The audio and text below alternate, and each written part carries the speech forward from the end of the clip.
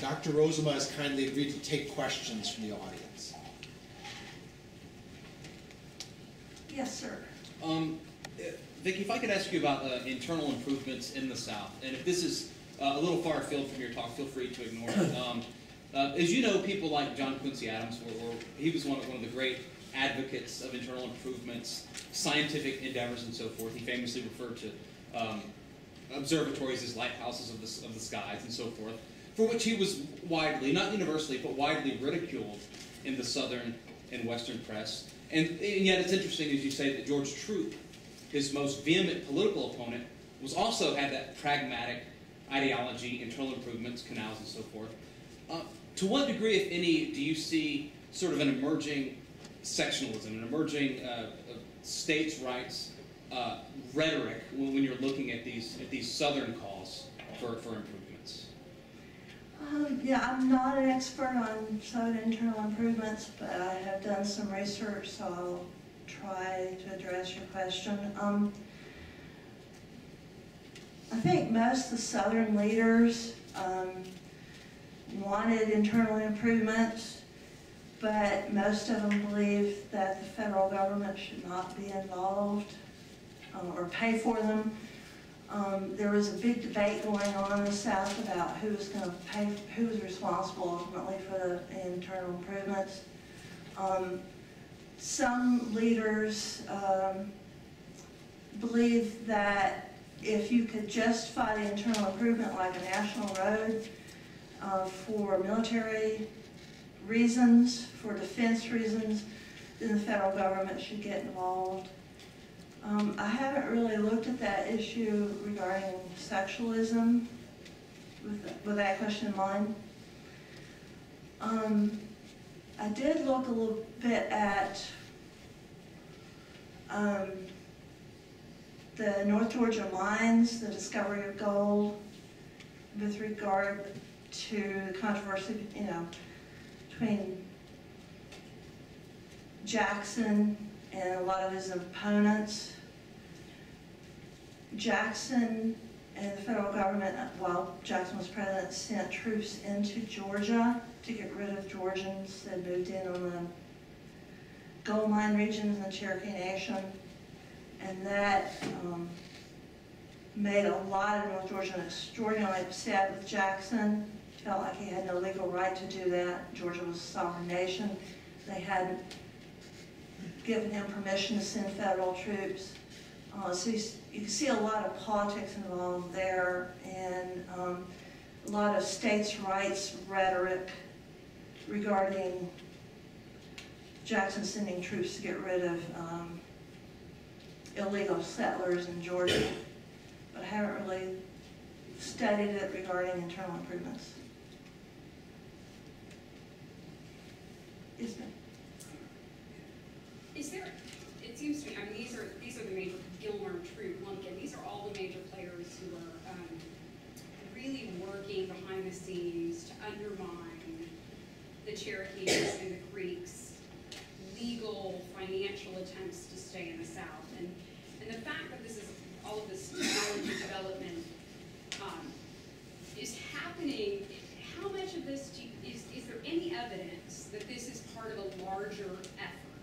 That it seems to me that, given the names that we're talking about, it can't be accidental that these are also the people pushing for illegal treaties. And so, is this a larger policy of how do we go about removing these tribes from the South? Yes, I definitely think so regarding the Georgians. Yeah, Julie's bringing up something that has been written about a lot, is well known. Georgia had been trying to get rid of the Cherokees since, what was it, the 1802 Compact, where the federal government promised Georgia that they would get rid of all the Indians residing in Georgia, not just the Cherokees, but the various groups making up the Creek Confederacy as well. So yes, yeah, in case of Georgia, I believe that all of those guys that you mentioned, Governors Troup, Lumpkin, and Gilmer, And some of the other governors had made up their mind to get rid of the Cherokees, irregardless of these new advances in science.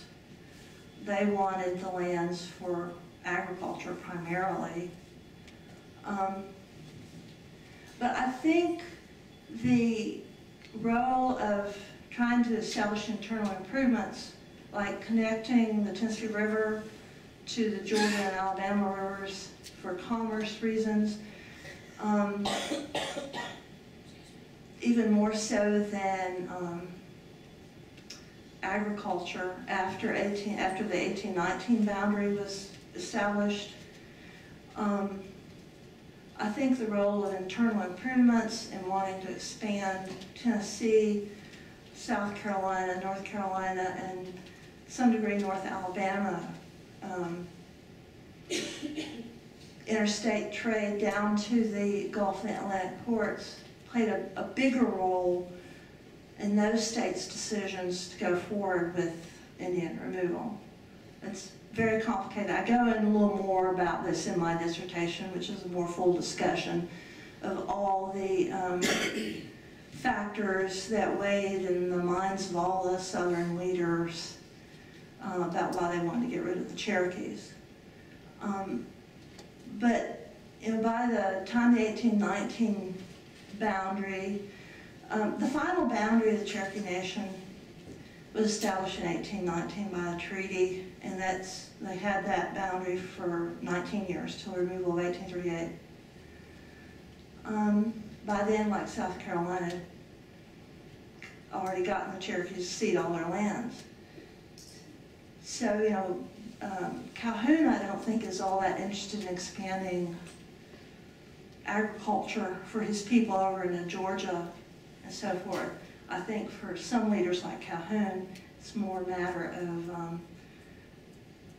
unhampered transportation for both military and commercial routes. So I think it varies from state to state, from leader to leader. Did I answer your question? Yes, sir. There's a lot of railroads and canals that are planned that Yeah. never get built. You got it. And could it be similar to the one they were planning on building across to the Canal River up in what's now West Virginia? Could it just be a general lack of physical feasibility with that with the technology available at that time? I mean, was this really pie in the sky in 1820, or was this ever going to really It's a happen? combination of things. Well, the canal building era in the U.S. kind of ended with the beginning of the railroad era. Yeah. There were a few canals built. I can't remember if I left it in my talk or deleted it, but there was a canal built around the Muscle Shoals. But the technology was very bad, and it only lasted for a year or two and closed down. There was a canal proposal in Cherokee Nation connecting the Ocoee and the Conestoga River over a little 10-mile portage. Several people discussed building a canal there. That never got built.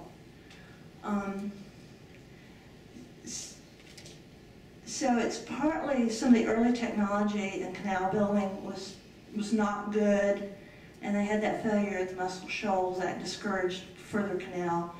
Is the onset of the railroad technology, railroad era, and also with regard to canals and railroads that were planned didn't get built, the 1837 panic and a lot of financial problems in the South discouraged a lot of plans.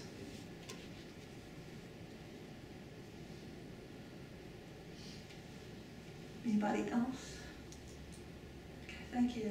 Thank you very much. If there are no further questions, let me urge everyone to please avail yourself of the refreshments we have. And I'd ask you to join me in thanking Dr. Rosenau for her talk.